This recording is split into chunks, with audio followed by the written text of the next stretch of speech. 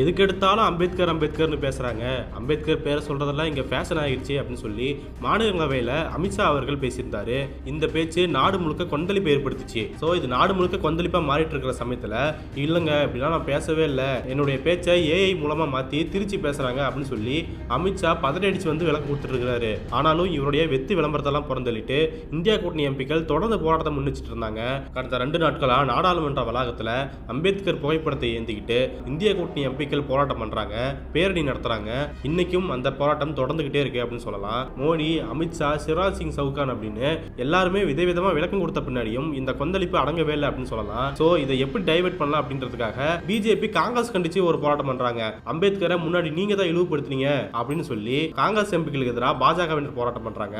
அந்த போராட்டம் நேற்று உச்சகட்டத்தை எட்டியிருந்துச்சு அப்படின்னு சொல்லலாம். ராகுல் காந்தி ஒரு எம்பி தள்ளி விட்டாரு, அவரு என் மேல விழுந்து எனக்கு தலையில அடிபட்டுச்சு அப்படின்னு சொல்லி பிரதாப் சந்திர சாரங்கி அப்படிங்கிற எம்பி தலையில அடிபட்டு வீல் சேரோட ஹாஸ்பிட்டலுக்கு எடுத்துட்டு போற வீடியோ ஒன்று வெளியாகி இருந்துச்சு.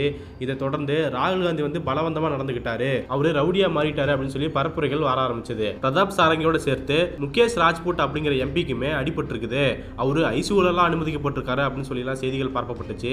உடனே இந்த நாடகத்தை அடுத்த கட்டத்துக்கு எடுத்துட்டு போற வகையில ஒன்றிய அமைச்சரான சிவராஜ் சிங் சவுகான் அவர்கள் நேர்ல போய் சந்திச்சு பேசுறாரு. பிரதமர் மோடி அவர்களே அவங்க கிட்ட தொலைபேசியில நலம் விசாரித்தாரு அப்படின்னு சொல்லி எல்லாம் போட்டோக்கள் வெளியாகி இருந்துச்சு. சோ இப்படி இவங்க பெரிய டிராமாவை நடத்த வந்தா சுதாரிச்சுக்கிட்ட மக்கள் எல்லாமே சோசியல் மீடியாவில் பிஜேபி கண்டனத்தை சொல்லிட்டு வராங்க.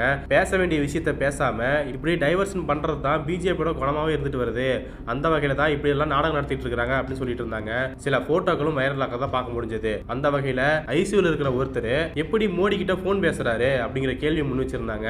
அது இல்லாம ஐசியூ வார்ட்னா எப்படி இருக்கணும், ஆனா சுத்தி கேமராக்கள் இருக்குது, அவரை பார்க்க போறவங்க எல்லாமே எந்தவித கிளவுஸும் மாஸ்க் இல்லாம போறாங்க. அப்படி இருக்கும்போது அதெல்லாம் ஐசியூ வார்டு நம்ம நம்பணுமா அப்படின்னு சொல்லி கேக்குறாங்க. இது ஒரு பக்கம்னா தலையில அடிப்பட்டதா சொன்னார் இல்லையா பிரதாப் சாரங்கி, அவருக்கு விதவிதமா தலையில கட்டு போற போட்டோக்கள் வெளியாகி பெரிய பரபரப்பை ஏற்படுத்தியிருக்குது. அதுதான் நேற்று நைட்ல இருந்து சோசியல் மீடியால வைரலா மாறிட்டு இருக்கு அப்படின்னு சொல்லலாம். அதாவது நேற்று 12 மணிக்கு ஒரு சின்ன பேண்டேஜ் ஓட்டுறாங்க, அதுக்கடுத்து 2 மணிக்கு அந்த பேண்டேஜ் கொஞ்சம் பெருசா மாறுது, 6 மணிக்கு வெளியான போட்டோவில் தலை முழுக்கவே கட்டு போட்டு படுத்துட்டு இருக்கிற மாதிரியான ஒரு போட்டோ வெளியாகுது. அதுக்கடுத்து அவர் முகம் தெரியுற மாதிரியான போட்டோவில் முழு தலைக்கும் ஒரு குல்லா போட்ட மாதிரி கட்டு போட்டு வச்சிருக்காங்க. சோ இந்த வீடியோக்களை பார்த்து தான் என்னங்க ஹாஸ்பிட்டல் இருக்க காயம் பெருசாகிட்டே போதா, அதுக்காக தான் கட்டு பெருசாகிட்டே போதோ அப்படின்னு கலாச்சிட்டு இருக்காங்க. ஐயோ என்ன ராகுல் காந்தி தள்ளி விட்டாரு, என்ன கொலை பண்ண பார்த்தாரு அப்படின்னு வீல் சேர்ல உட்காந்துட்டு பேசின பிரதாப் சாரங்கி இப்போ அதே தலையில பட்ட காயத்தால இப்ப அம்பலப்பட்டு நிக்கிறாரு அப்படின்னு சொல்லலாம். எனவே இந்த போட்டோக்கள் நேற்று நைட்ல இருந்து வைரலா ஷேர் ஆகிட்டு இருக்குது. உங்களால மாவு கட்டுக்கு உண்டான மரியாதை போச்சப்பா அப்படின்னு சொல்லிட்டு இருக்காங்க. சோ உங்களை நீங்களே அம்பலப்படுத்திட்டு இருக்கீங்க,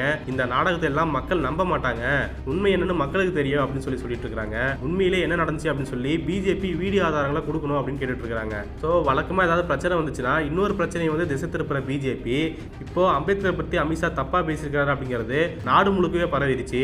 அவருக்கு எதிரான போராட்டங்கள் வலுப்பட்டு இருக்குது. ரயில் மறியல் போராட்டம், ஏன் கர்நாடகா சட்டமன்றத்தில் ஒவ்வொரு இருக்கையிலும் அம்பேத்கர் போட்டோவை வச்சு தங்களுடைய எதிர்ப்பை சொல்லிட்டு இருக்காங்க. அந்த போட்டோவை நேற்று வைரலா ஷேர் ஆகிட்டு இருந்துச்சு.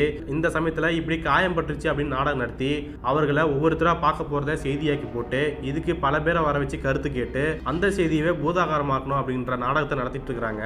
இந்த போலி நாடகத்தை தான் இப்போ சோசியல் மீடியாவில் அமலப்படுத்திட்டு வராங்க அப்படின்னு சொல்லலாம். இந்த சமயத்தில் இன்னும் 2 வீடியோக்கள் வைரலாகிறத பார்க்க முடிஞ்சது. இன்னொரு இடத்துல காங்கிரஸ்க்கு எதிராக பிஜேபி போராட்டம் பண்ணியிருக்காங்க.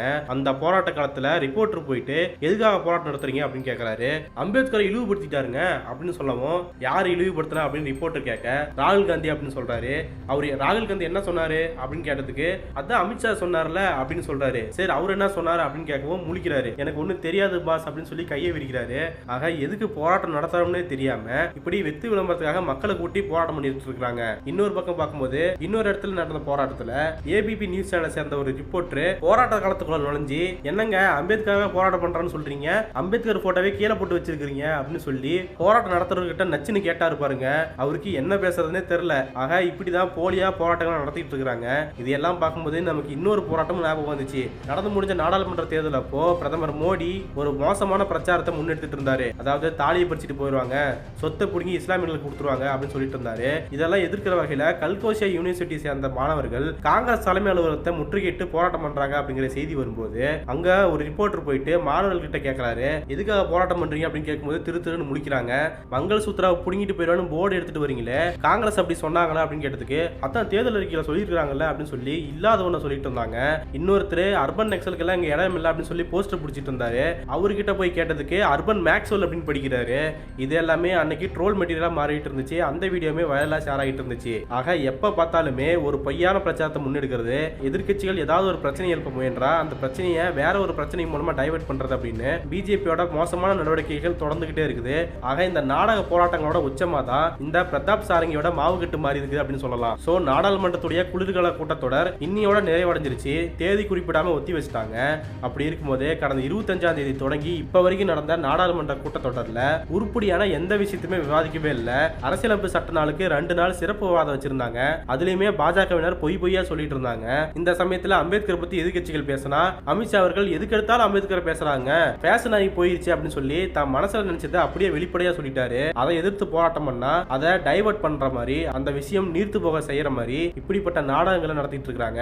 அதுக்கு மீடியா கவரேஜ் வேற கிடைச்சிட்டு இருக்குது அப்படிங்கறதுதான் மிகப்பெரிய சோகமான விஷயமா இருக்குது. சோ பிஜேபியோட இந்த நாடகங்களை மக்கள் புரிஞ்சுக்கிட்டாங்க அப்படின்னு தான் சொல்லணும். எனவே இனிமேலும் இந்த மாதிரி வெத்தி நாடகங்களை நடத்தாம இனிமேலாவது உருப்படியான காரியத்தை செய்யறாங்களா அப்படிங்கறதால நம்ம பொறுத்திருந்து பார்க்கலாம்.